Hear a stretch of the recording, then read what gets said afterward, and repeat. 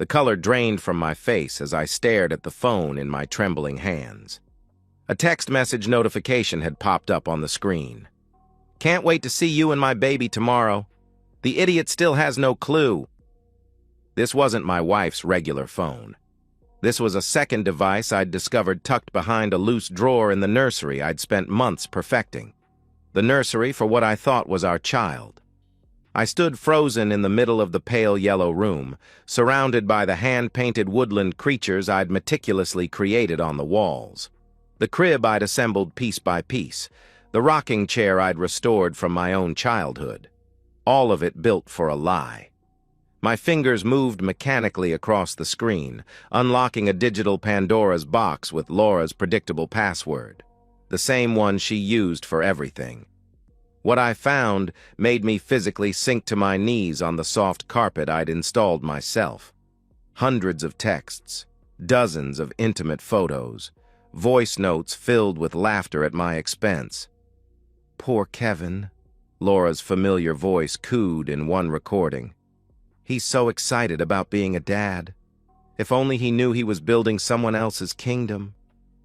A deep male chuckle followed. Jason, her ex, the real father. "He's such a friggin' chump," Jason replied. "But hey, at least he's good for something. Nice nursery, by the way. Thanks, Kev." Their mocking laughter echoed in my ears as I closed my eyes, feeling something inside me crack and then instantly freeze over. I didn't scream. I didn't break anything. I didn't cry. Instead, I carefully replaced the phone exactly where I'd found it and walked downstairs to greet my wife as she returned from her prenatal yoga class.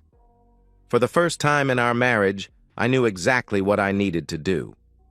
I'd met Laura Michaels 5 years ago at a charity gala where my architecture firm had donated design services for a new children's hospital wing. She had been breathtaking in a shimmering silver dress, working the room with practiced ease, her Instagram followers growing by the hundreds as she posted carefully curated photos of the evening. I was the quiet one, the serious architect who preferred blueprints to small talk. But somehow, she'd noticed me. Looking back, I now understood why. I represented stability, security, a safe harbor for a woman whose lifestyle outpaced her income. "You build beautiful things," she'd said, studying my portfolio on our third date. "I've always wanted someone who could build something lasting." We were married within a year. I'd thought it was a whirlwind romance. Now I recognized it as a calculated investment on her part. The first 3 years had been good, or so I'd believed. Laura's social media presence grew steadily, transitioning from fashion and lifestyle to luxury home living after she moved into my meticulously restored Victorian in Seattle's Queen Anne neighborhood. I was proud of her ambition, her ability to turn our life together into something that inspired others. When she featured my design projects, it brought in new clients. We seemed like the perfect team. Then came the pregnancy announcement. I still remember dropping to my knees in the bathroom as she showed me the positive test, tears streaming down my face as I pressed my ear to her still flat stomach. It was the happiest moment of my life. "We're going to be a family," I'd whispered. Laura had smiled that camera-ready smile, already planning the announcement post that would later garner 147,000 likes and a stroller sponsorship. I began work on the nursery the next day. My greatest project, a labor of love. Now I knew it had all been a performance. The excited phone calls to her mother, the way she'd place my hand on her growing belly when the baby kicked, the tears in her eyes when we'd learned we were having a little girl. All of it, scripted content for her growing audience. And all the while, she'd been meeting Jason in hotel rooms, laughing at my devotion, plotting their future together, one funded by my hard work. Jason Parker. Her toxic ex, she claimed to have completely cut ties with years before meeting me. The startup investor with flashy cars and flashier promises who'd broken her heart, but apparently never relinquished his hold over her.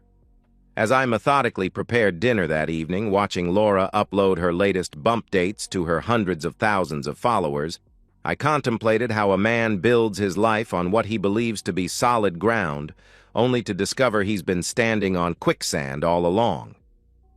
"The nursery looks amazing, baby," Laura said without looking up from her phone. "My followers are obsessed with those little forest animals you painted. The woodland theme is trending like crazy." I nodded, stirring the pasta sauce with steady hands. "I'm glad everyone approves. The video tour got picked up by that parenting blog. They want to do a feature after the baby comes," she continued, completely unaware that I now understood her true plans. To leave me once she'd secured enough brand deals and financial stability, taking my supposed daughter to start a new life with Jason. "That sounds wonderful," I replied, my voice betraying nothing as I served her dinner. "We should celebrate." Laura finally looked up, surprised by my sudden enthusiasm. For a moment, I wondered if she felt a flicker of guilt as she smiled at me. "I was thinking," I continued casually, setting down my fork, "maybe we should do something special for our anniversary next month. Something memorable." Her eyes lit up. "Like what?" "A party. Something elegant. You could invite all your important contacts, your family, your sponsorship people. I could rent out that rooftop venue you love at the Grand Hotel." Laura clapped her hands together. "That would be amazing content. And we could announce the baby's name finally."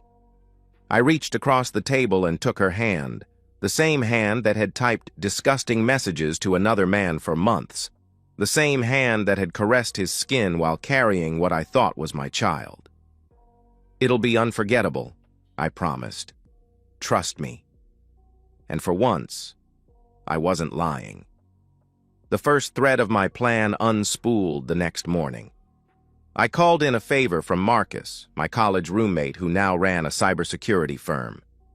"I need surveillance, discreet, comprehensive, and completely legal," I explained over coffee in a shop 3 towns over from our home. Marcus studied my face. "This about Laura? You finally figured it out?" I nearly dropped my cup. "You knew?"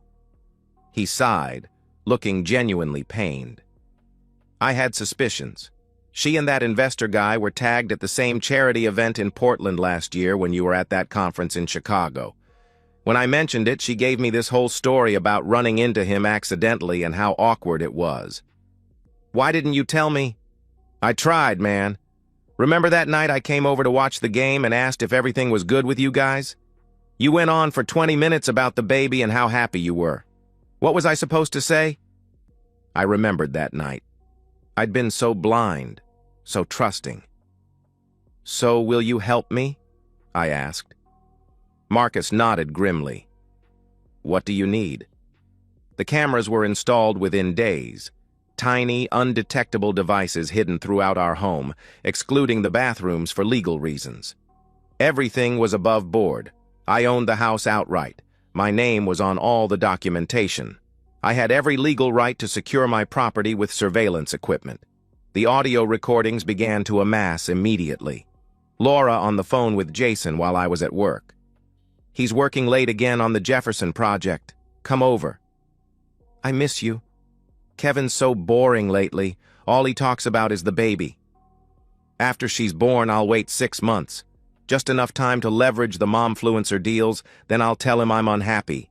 He'll give me whatever I want in the divorce. He always does."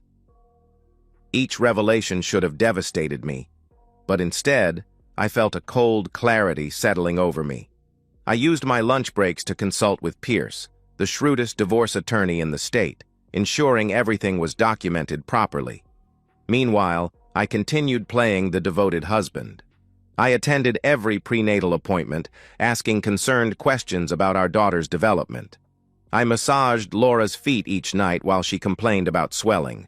I brought her favorite ice cream at midnight when she claimed to have cravings. "You're too good to me," she would say. "No, I'm exactly what you deserve," I would reply with a smile that never reached my eyes.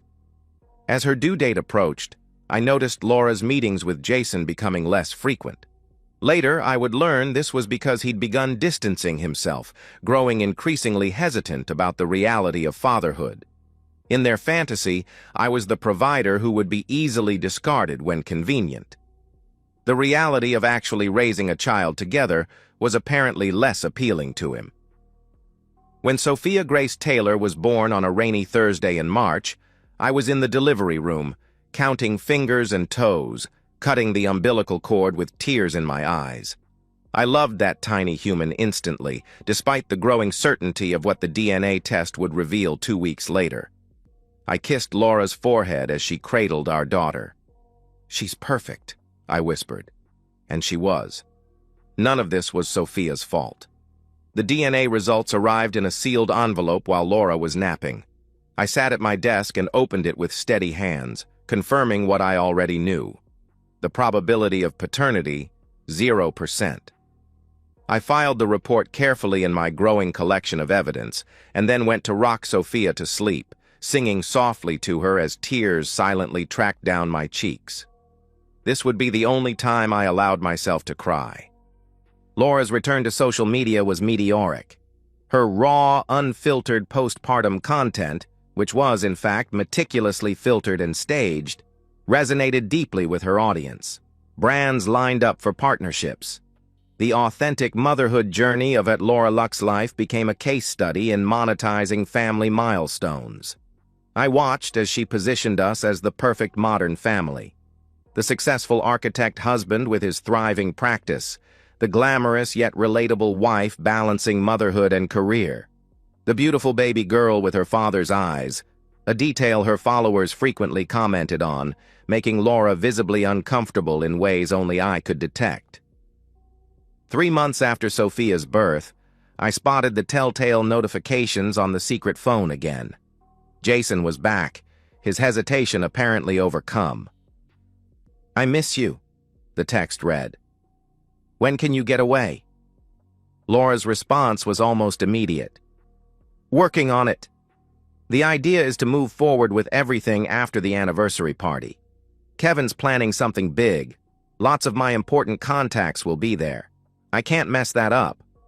And then? And then I tell him I need space. File for divorce. Take half of everything plus child support. You and I can be together by Christmas." That evening was my breaking point. Not because of fresh betrayal, I'd grown numb to that, but because I overheard Laura on the phone with her mother. "Kevin's been amazing with Sophia," she said. "It's actually kind of sad how much he loves her." The casual cruelty of that statement crystallized everything. This wasn't just about infidelity anymore. This was about a fundamental absence of humanity. Laura didn't view me as someone she'd betrayed, but as someone whose love was pathetic, whose devotion was worthy of mockery. I walked quietly to my office and opened my laptop. The anniversary party, scheduled for exactly 1 month away, would need some special additions. "Marcus," I said when he answered my call, "I need one more thing. A presentation setup, projector, screen, the works." "Going forward with everything?" he asked. "Yes. It's time." "You're sure about this? There's no coming back from it." I thought about Laura's words. It's actually kind of sad how much he loves her. "There's already no coming back from it," I replied. "She just doesn't know it yet." The following weeks were a masterclass in compartmentalization. By day, I was Kevin Taylor, doting husband and father, working diligently on my architectural projects. By night, I was the architect of something very different, Laura's complete downfall. I began by revisiting our prenuptial agreement with Pierce. Laura had signed it without much scrutiny before our wedding, too confident in her ability to circumvent any legal obstacles when the time came. The document contained several key clauses that would prove devastating. Infidelity would result in the unfaithful party forfeiting all claims to joint assets. Any attempt to misrepresent biological parentage constituted fraud. The use of joint resources to maintain an extramarital relationship would require full financial restitution. The prenup was ironclad. Pierce had made sure of it. Next came the financial preparations. I systematically documented every penny Laura had spent meeting Jason, hotel rooms, gifts, meals, all charged to credit cards linked to our joint accounts. The total came to just over $37,000 over the past year alone. I then contacted every brand partner and sponsor Laura worked with, requesting private meetings under the guise of planning a surprise business opportunity for her. These weren't small companies. They were major players in the parenting, lifestyle, and luxury markets. Brands that prided themselves on family values and authenticity. "I'm planning something special for our anniversary," I explained to each representative. "A celebration of family and partnership. I'd be honored if you could attend." They all accepted, eager to strengthen their connection to one of social media's rising stars. I arranged for Sophia to stay with my parents on the night of the party. Loving grandparents who would soon learn the truth, but would stand by both me and the innocent child caught in this web. 2 days before the event, I had a final consultation with Pierce. "Everything's in order," he confirmed. "The divorce papers, the lawsuit for emotional damages, the evidence. It's the most airtight case I've seen in 20 years of practice." "And the eviction notice?" "Legal and ready to be served. Since the house is solely in your name and not joint property, she'll have 72 hours to vacate." I nodded, feeling nothing but calm resolve. "What about the child?" Pierce asked gently. This was the only part that still caused me pain. "I've arranged for a temporary custody agreement that gives Laura primary custody with supervised visitation rights for me," I explained. "I won't use an innocent child as a weapon, no matter what Laura has done. But I've documented everything, including her plans to use Sophia as leverage for financial gain. If she tries to prevent me from maintaining a relationship with Sophia, I'll fight her with everything I have."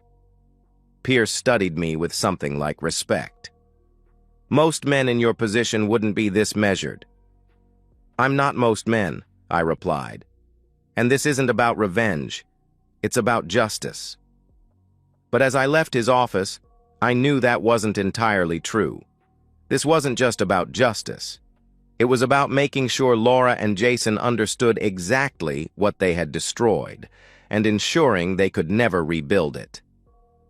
The anniversary party was everything Laura could have dreamed of. The Grand Hotel's rooftop venue offered panoramic views of the Seattle skyline, glittering against the backdrop of a perfect summer sunset. White roses and silver accents adorned every surface. Champagne flowed freely as Seattle's elite mingled with Laura's family and the representatives from 12 major brands. Laura was radiant in a silver gown, reminiscent of the one she'd worn when we first met. She moved through the crowd like a queen holding court, Sophia on her hip for the first hour, the perfect accessory for her carefully curated image of successful motherhood, before my parents took the baby to their hotel room for the night as planned. I watched her charm everyone, secure in her belief that her secret was safe, that her future was assured. I almost admired her composure, the absolute confidence with which she played her role. In another life, she might have been a remarkable partner. In this one, she was simply a remarkably effective con artist. At precisely 9:30 p.m., I clinked my glass to call for attention. "First, I want to thank everyone for coming tonight to celebrate 4 years of marriage to this incredible woman," I began, raising my glass toward Laura. The crowd applauded appreciatively. "Many of you know that this past year has been especially meaningful for us with the birth of our beautiful daughter, Sophia." Laura beamed, basking in the adoring glances and nods of approval. "My wife has always been exceptional at sharing our life together," I continued. "Her ability to capture and showcase our most intimate moments has inspired hundreds of thousands of people and built connections with amazing brands, many of whom are represented here tonight." More applause. Laura's eyes shone with pride and triumph. In fact, Laura is so committed to documentation that she's maintained not one, but 2 separate records of her life. A flicker of confusion crossed her face. "Laura, Would you like to say a few words before I continue? I asked, offering her the microphone. Always eager for the spotlight, she stepped forward. Kevin has been the foundation that made everything possible, she gushed. Without his support, his love, his trust, I wouldn't be where I am today. He built our home, he built our nursery, he built the stable environment that allowed me to pursue my dreams. The crowd sighed appreciatively. And as we welcome sponsors like Gentle Hearts Baby Products and Family First Financial into our extended family, she continued, nodding toward the respective representatives, I just want to say that authentic connection and absolute honesty are the values we live by every day. I waited for her to finish, to return to her seat with that self-satisfied smile. Then I nodded to Marcus at the back of the room. Speaking of authentic connection and absolute honesty, I said as the lights dimmed slightly, I've prepared a special presentation to commemorate our journey. The projector hummed to life, illuminating the massive screen behind me. The first image appeared, a split screen of 2 text conversations. On the left, Laura's public Instagram messages about preparing for motherhood with me. On the right, her private texts to Jason discussing their affair and laughing about my obliviousness. A collective gasp rippled through the room. No, Laura whispered, her face draining of color. Kevin, what are you doing? I didn't answer. I didn't need to. The presentation continued relentlessly. Hotel receipts matched to calendar entries labeled prenatal yoga, voice recordings of Laura and Jason mocking my excitement about the baby, security camera footage from our own home showing Jason entering on days when I worked late. And finally, the DNA test results, displayed in stark black and white for everyone to see. The silence in the room was absolute. Laura's mother had both hands pressed against her mouth in horror. The brand representatives were frantically texting on their phones.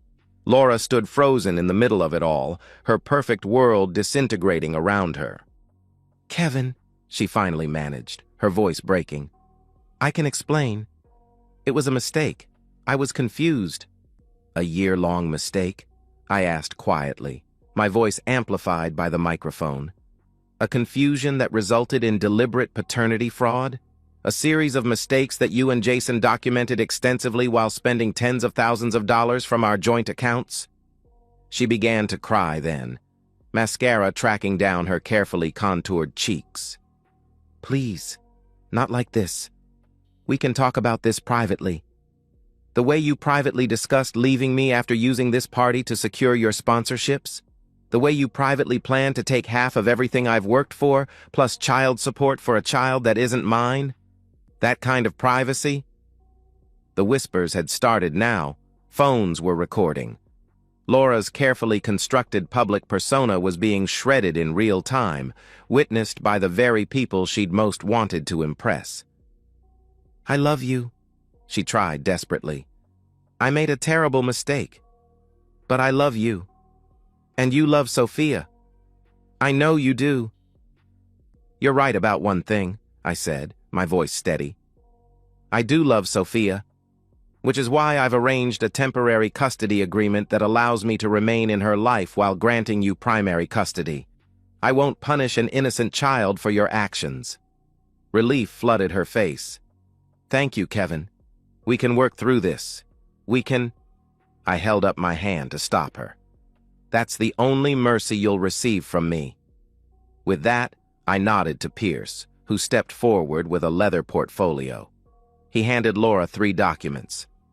This is a petition for divorce on grounds of adultery and fraud, I explained as she stared numbly at the papers. This is a lawsuit for $37,452.18, the exact amount you spent on your affair using our joint funds plus damages. And this, I said, pointing to the final document, is an eviction notice. You have 72 hours to vacate my property. Laura collapsed then, sinking to her knees on the polished floor. You can't do this to me, she sobbed. Where am I supposed to go? I looked down at her, thinking of all the nights I'd spent planning the nursery, all the times I'd held her hair back during morning sickness, all the love I'd invested in a complete fabrication. "That," I said quietly, removing my wedding ring and placing it on the table beside her, "is not my problem anymore." I turned and walked toward the exit. As I reached the door, I paused and addressed the shocked audience one final time. "The bar is open for another hour. Please enjoy the rest of your evening." The aftermath was swift and absolute. By morning, the story had exploded across social media. Someone at the party had recorded most of my presentation, and while they'd been decent enough not to post the actual footage online, the detailed accounts spread like wildfire through Seattle's social circles and Laura's followers. Laura Luck's life became Laura Lied Life overnight. Her carefully cultivated image of authentic motherhood crumbled as brand deals were publicly terminated one after another. Her follower count plummeted as the same audience that had once adored her perfect family narrative now vilified her for her deception. Laura's parents, traditional people who had always been somewhat uncomfortable with her social media career but proud of her apparent stable family life, refused to take her calls. Her younger sister Amanda sent me a long message apologizing for not warning me about Jason's continued presence in Laura's life, explaining that Laura had sworn it was over each time Amanda had confronted her. Jason, predictably, vanished completely. When Laura called him from a hotel room the day after the party, his number had already been disconnected. His social media accounts went private, then disappeared entirely. According to a mutual acquaintance, he'd accepted a sudden business opportunity in Singapore, about as far from Seattle and his responsibilities as he could get. I moved through these days with a strange sense of detachment, focusing on practical matters. I arranged for all of Laura's belongings to be packed by a service and placed in storage, prepaying for 3 months, my final act of consideration. I changed the locks, security codes, and Wi-Fi passwords on the house. Through it all, I maintained contact with Laura solely regarding Sophia, adhering strictly to the temporary custody agreement. When we exchanged the baby for my visitation days, we met in public places with my lawyer present to prevent any accusations or manipulations. Laura aged years in weeks. Her immaculate appearance deteriorated as her financial situation grew dire. Without her sponsorships and with frozen access to what she'd thought were joint accounts, she was forced to move into a tiny studio apartment in a part of town she would have never visited in her previous life. The lawsuit meant any income she managed to secure would be garnished for years to come. 2 months after the party, I ran into her former assistant at a coffee shop. "She's working at Nordstrom now," Becca told me with a mixture of schadenfreude and pity. "Cosmetics counter. Part-time. Can you imagine? Last year she was pulling in 5 figures per sponsored post, and now she's spraying perfume samples for minimum wage." I nodded without comment. It wasn't satisfaction I felt at this news, but something more complex.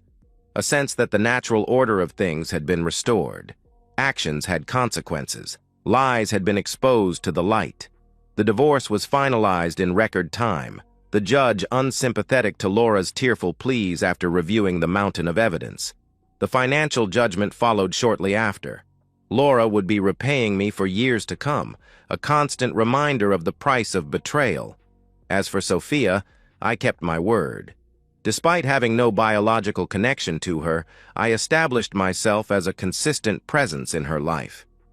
My lawyer helped me secure legal standing as a de facto parent based on my role from birth, ensuring that regardless of biology, I would remain her father in the eyes of the law.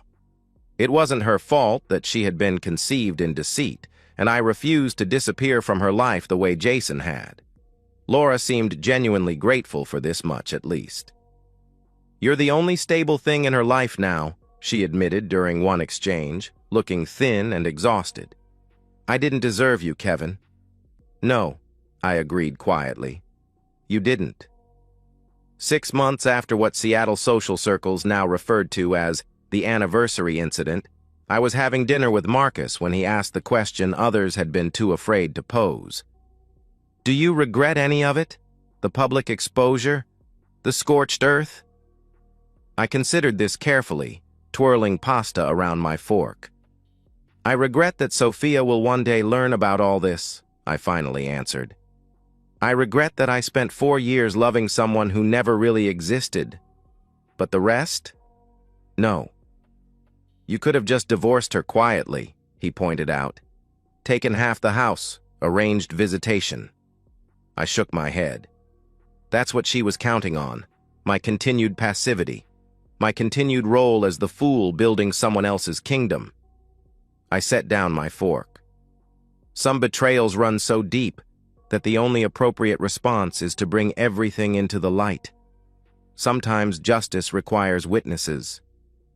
Later that night, I stood in the doorway of what had once been the nursery I'd built with such hope and love. I'd recently repainted it, replacing the whimsical forest creatures with a simpler, cleaner design. It was still Sophia's room for her visits, still filled with carefully chosen toys and books, but it no longer represented a lie. I thought about Laura's words from so long ago. You build beautiful things. I've always wanted someone who could build something lasting. The irony wasn't lost on me. In the end, I had built something lasting, a life defined by truth rather than comfortable deception, by self-respect rather than willful blindness. It wasn't the life I'd planned, but it was mine, built on a foundation no one could ever take away. And that, I decided as I quietly closed the door, was enough. And that's the end of today's story. If you enjoyed it, please give this video a thumbs up and drop a comment below. Your support helps the algorithm push my content further. If you're new to the channel, don't forget to hit that subscribe button. It really helps me keep creating more stories for you. Thanks for watching, and I'll see you in the next one.